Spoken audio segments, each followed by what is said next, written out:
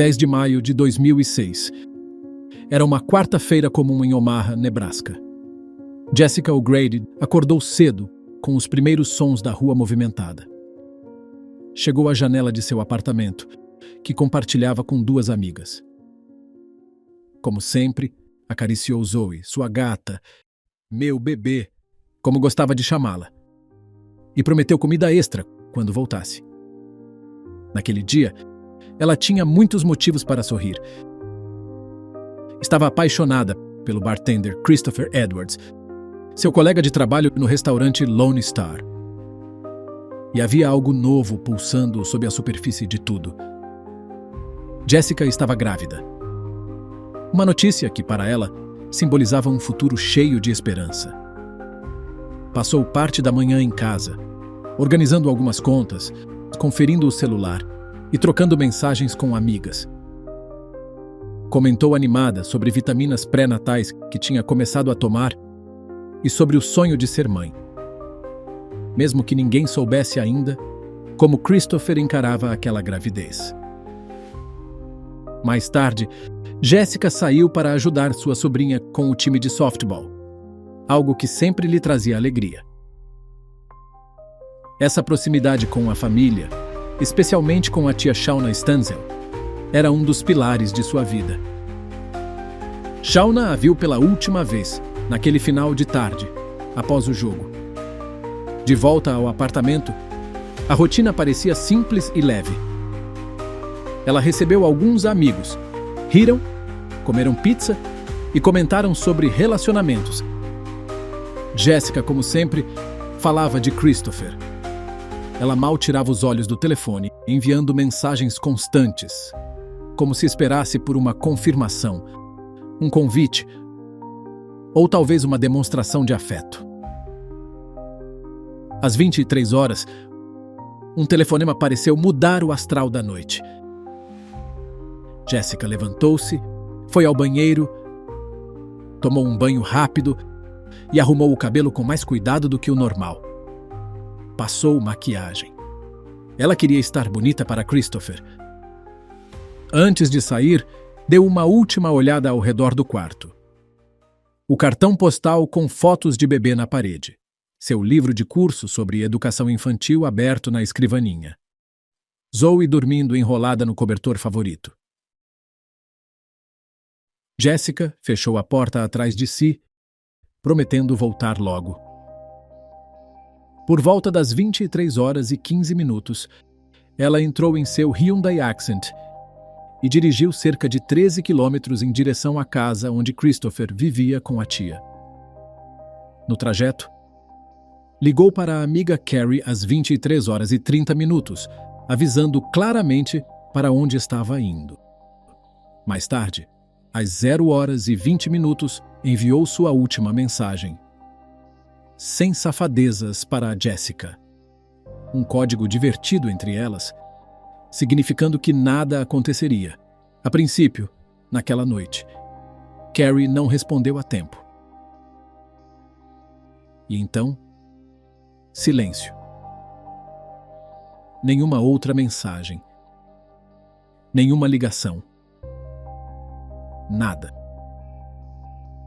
No dia seguinte, ela não respondeu às amigas. Não foi ao trabalho no Lone Star, onde colegas começaram a estranhar. Sua gata ficou sozinha no apartamento, esperando por uma dona que nunca mais voltaria. Que lhe teria acontecido a Jessica? Então vamos um novo caso de mistérios resolvidos.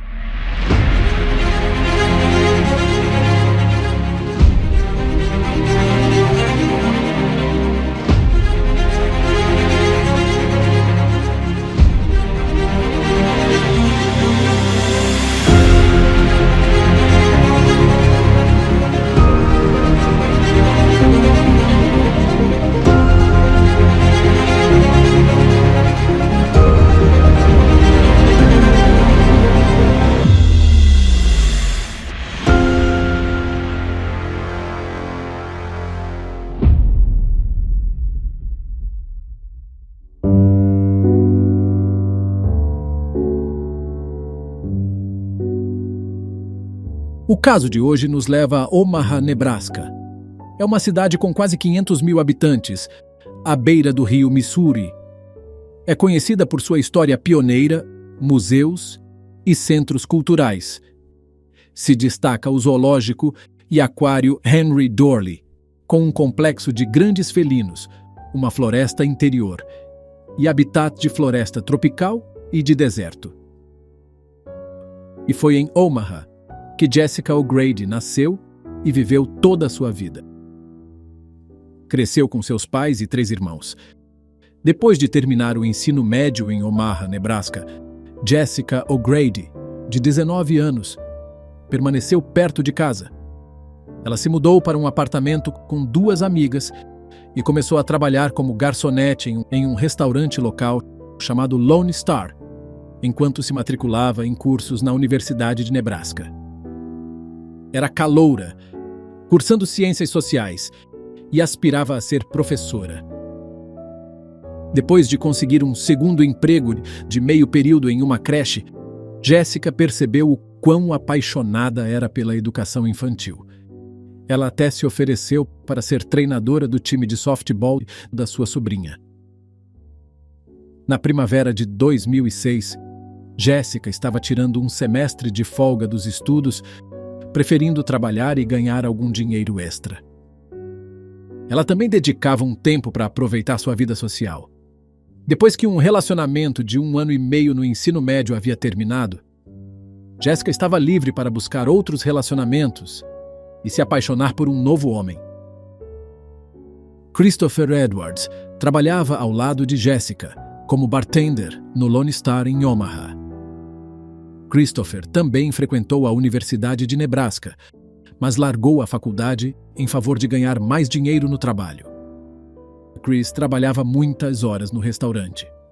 Ele procurava uma promoção para a gerência.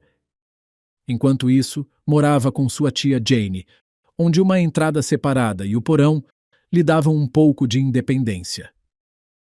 Christopher podia entrar e sair como quisesse, e tinha privacidade. Ele e Jessica se deram bem no trabalho e começaram a sair. Haviam se passado apenas alguns meses, mas no início de maio de 2006, Jessica deu a Christopher a notícia feliz. Ela estava grávida. Na sexta-feira, 12 de maio de 2006, Jessica não apareceu para seu turno programado no Lone Star. A essa altura, amigos e familiares vinham tentando, desde a manhã de quinta-feira, entrar em contato com Jessica, sem sucesso. Lentamente, começou a surgir que nenhum conhecido a tinha visto ou ouvido dela durante todo esse tempo. Um comportamento estranho para uma amiga, sobrinha e filha que mantinha contato quase diário.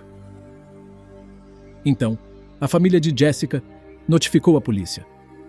Sua tia, Shauna Stenzel, de quem Jessica era muito próxima, a viu pela última vez, após um jogo de softball na noite de quarta-feira. Jessica não apareceu no próximo jogo, marcado para o domingo seguinte. Shauna tentou falar com o maior número possível de amigos de Jessica, para localizá-la, mas não conseguira nada. Ainda mais assustador era o fato de que Jessica não retirou seu último contra-cheque. Seus pertences pessoais permaneciam em seu quarto e sua gata Zoe também havia sido, aparentemente, abandonada. As coisas não se encaixavam.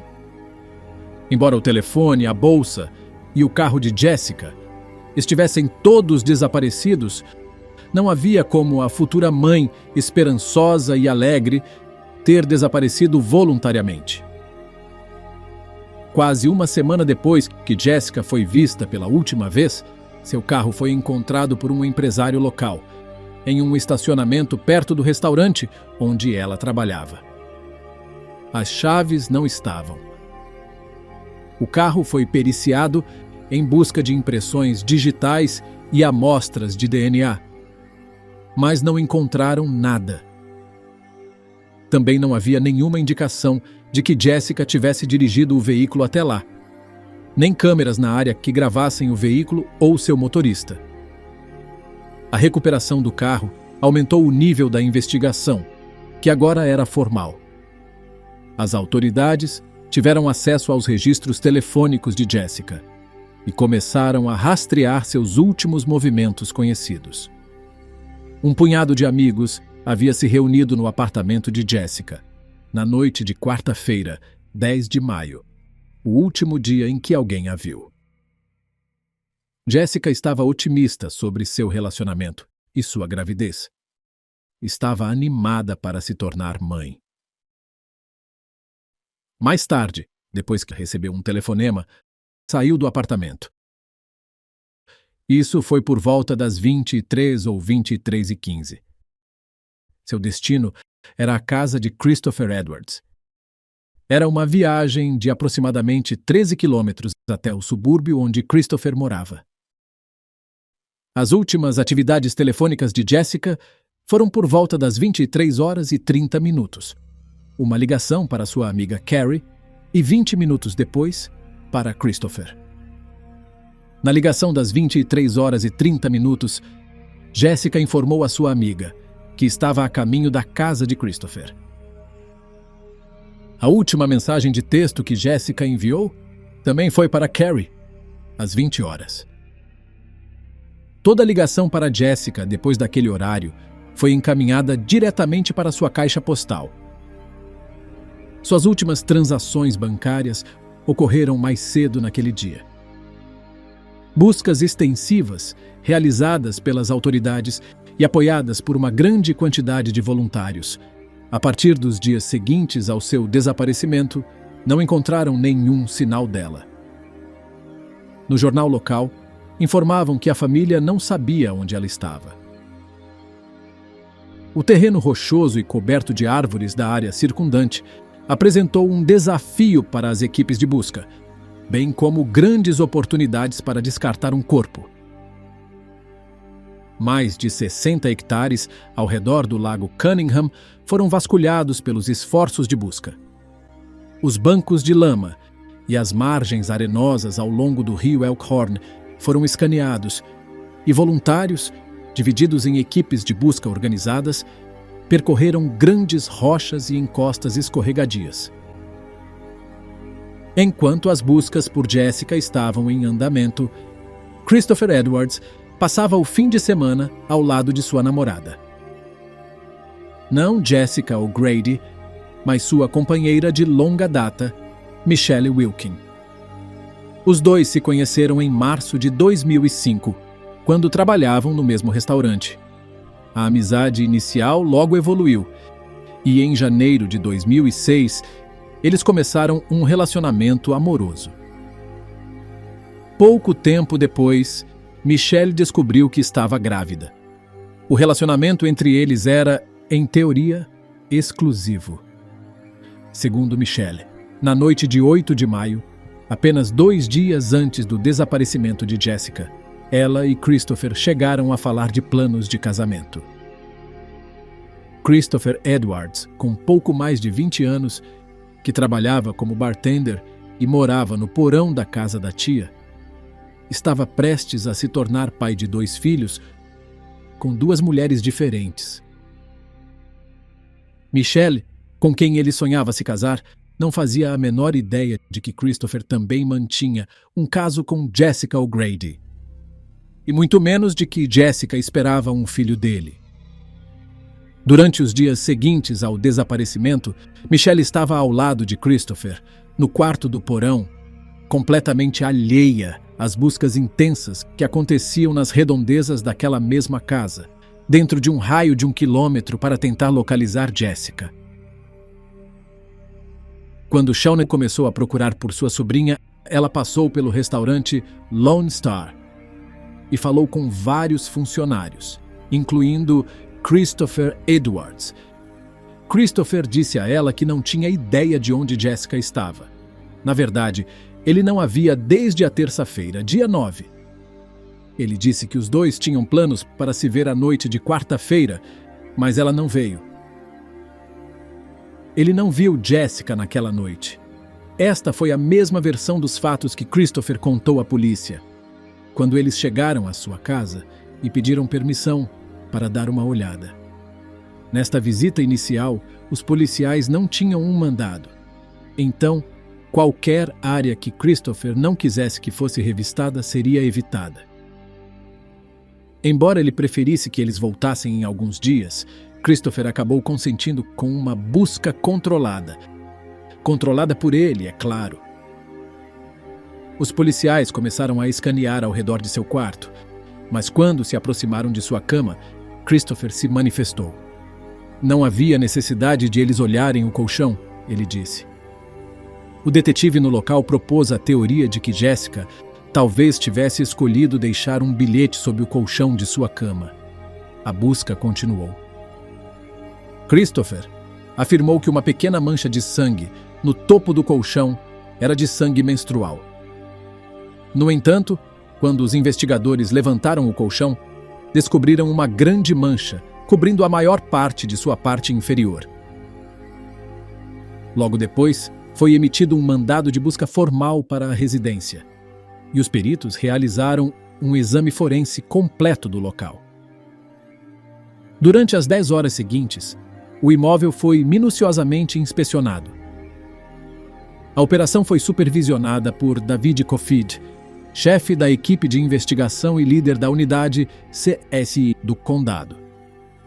Kofid era amplamente reconhecido como um supervisor CSI de destaque, tendo identificado recentemente e com extrema habilidade evidências cruciais em casos de alto perfil nos condados vizinhos. Christopher Edwards também foi submetido a procedimentos forenses.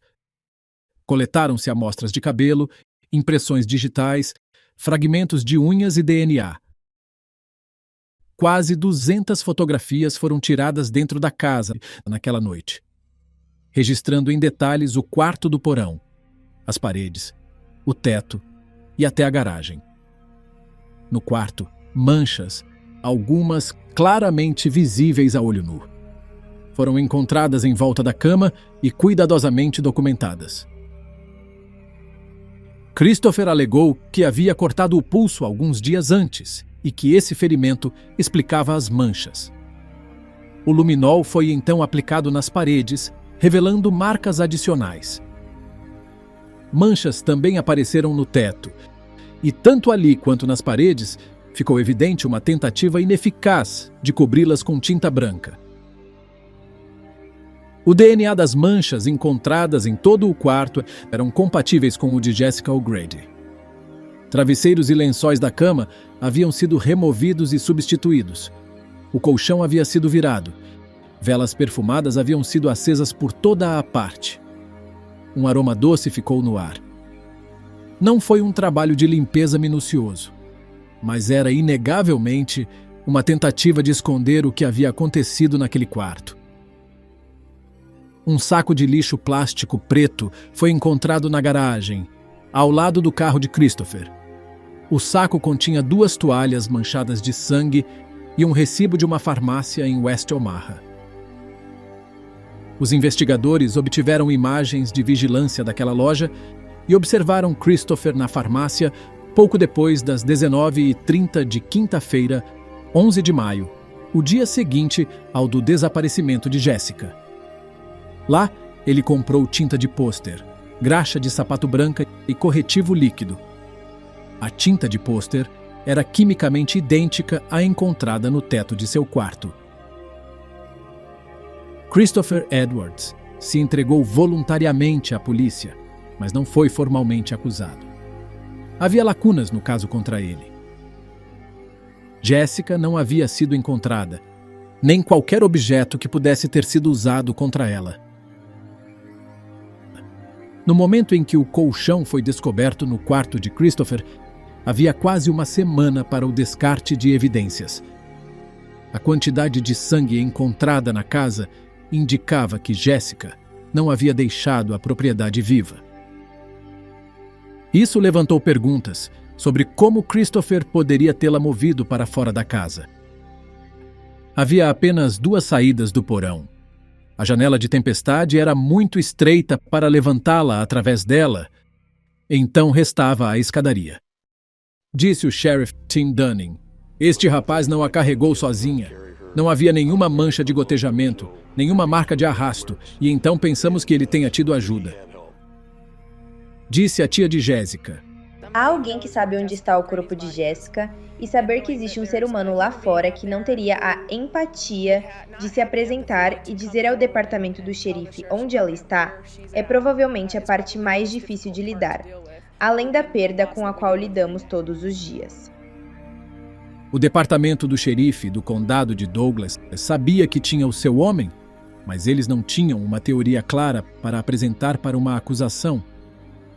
No estado de Nebraska, nunca houve anteriormente uma condenação sem que se achasse o corpo da vítima. A equipe CSI, sob a liderança de David Coffid, retornou à casa mais uma vez.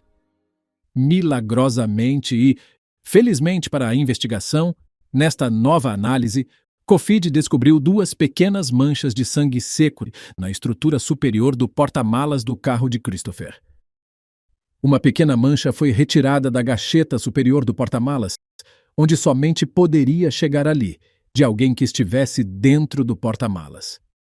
A segunda estava na parte inferior da tampa do porta-malas.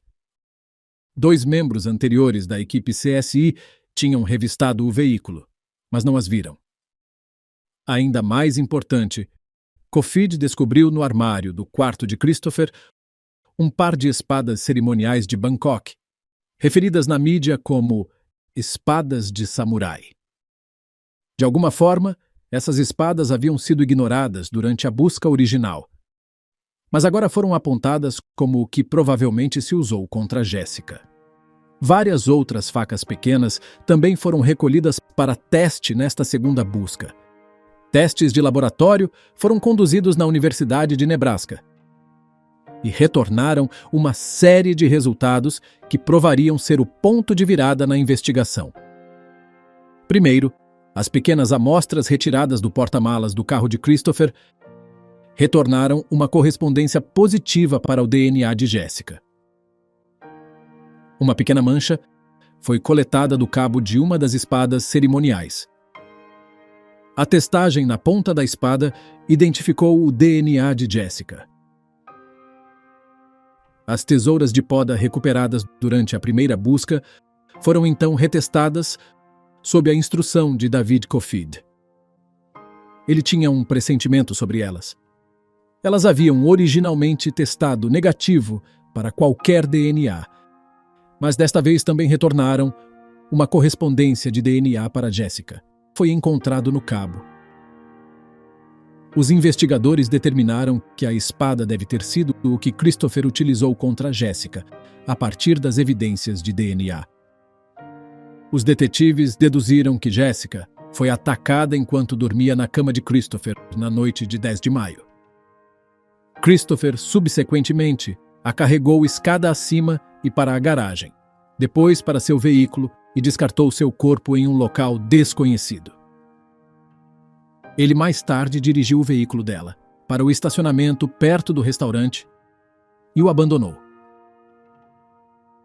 Por que as tesouras de poda tinham DNA de Jéssica? E qual foi o pressentimento do detetive Coffid em relação a elas? Permaneceu inteiramente incerto. Além disso, não havia nenhum sinal de que produtos de limpeza tivessem sido usados no porta-malas do carro. No entanto, de alguma forma, ele estava imaculado, com a exceção das amostras escondidas identificadas por Coffid. A espada estava igualmente impecavelmente limpa. Christopher Edwards foi acusado pelo caso de Jessica O'Grady. Naquela época, um acordo de confissão lhe foi oferecido, em troca de revelar onde ele havia deixado Jéssica. Este acordo faria com que o jovem de 19 anos fosse sentenciado de 10 a 20 anos e elegível para liberdade condicional em apenas 5 anos de cumprimento de sua pena. Christopher poderia facilmente ter sido libertado antes de seu 30º aniversário. mas ele rejeitou a oferta. Seu pai, Bob Edwards, estava supostamente tão convencido de que um júri não poderia condenar seu filho sem um corpo que o compeliu a rejeitar qualquer oferta para cumprir menos tempo.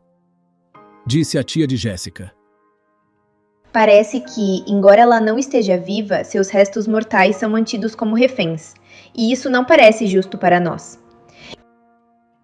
O julgamento começou no final de março de 2007.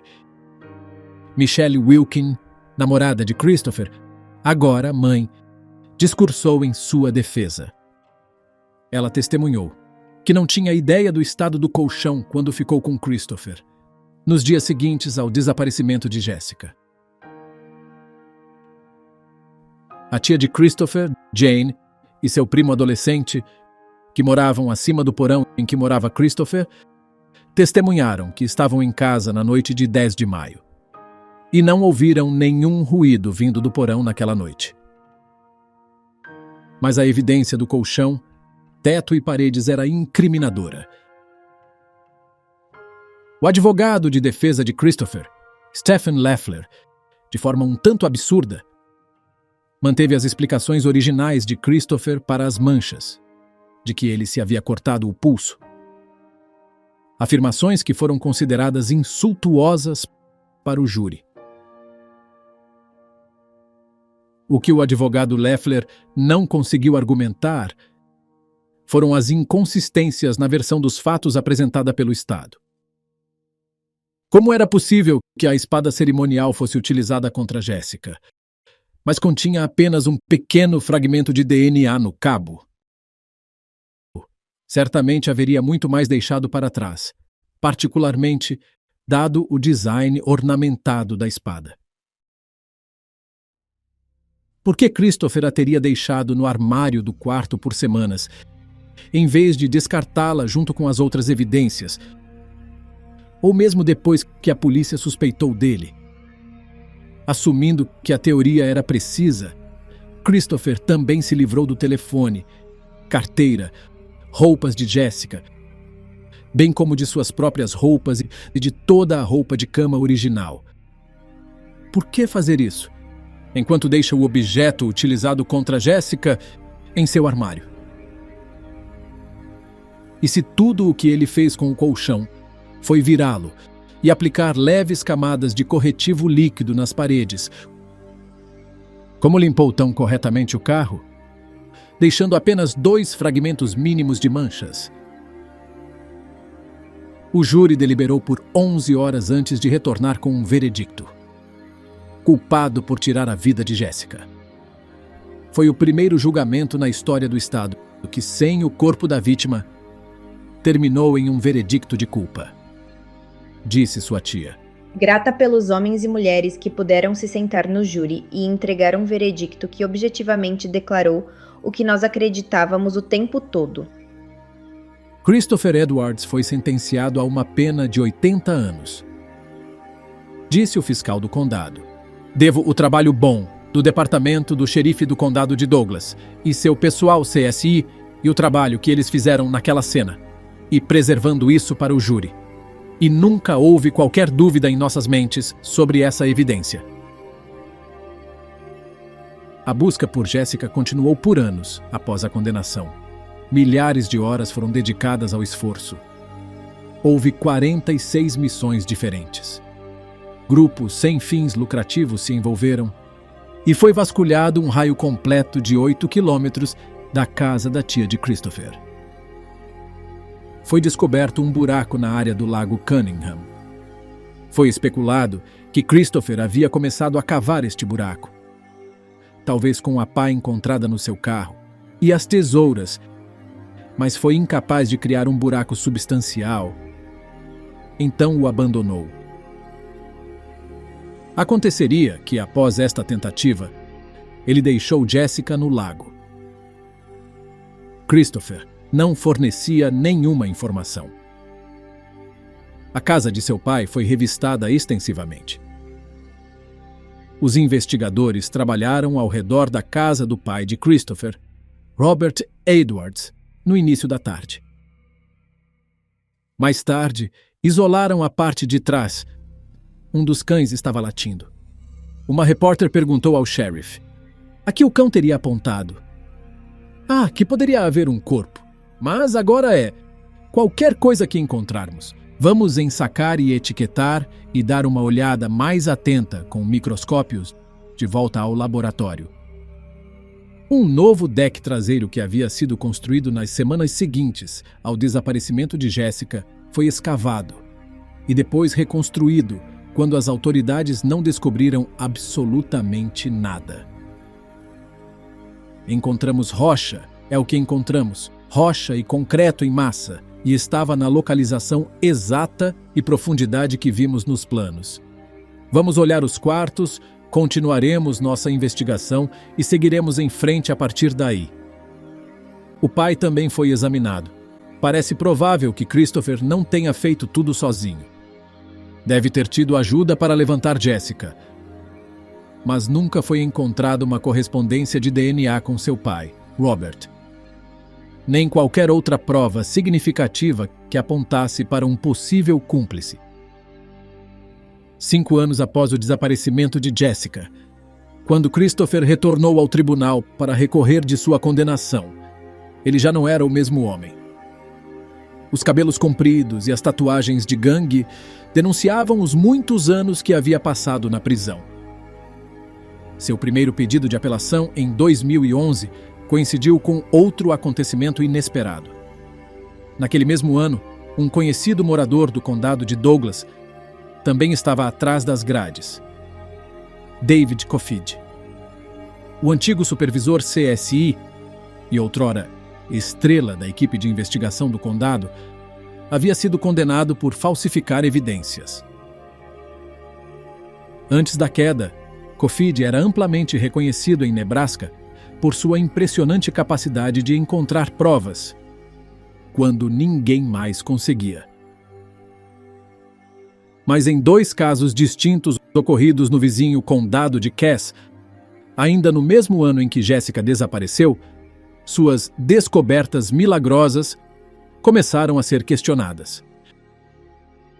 As investigações revelaram que Coffid havia plantado amostras em pontos estratégicos, precisamente onde os investigadores esperavam localizar evidências incriminadoras.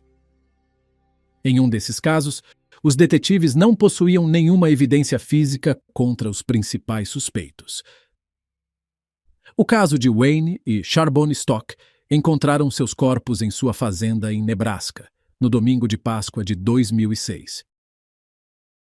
Em um processo que parecia repetir o caso de Jessica, o carro do suspeito foi revistado minuciosamente por outros especialistas forenses, que não encontraram nada de valor.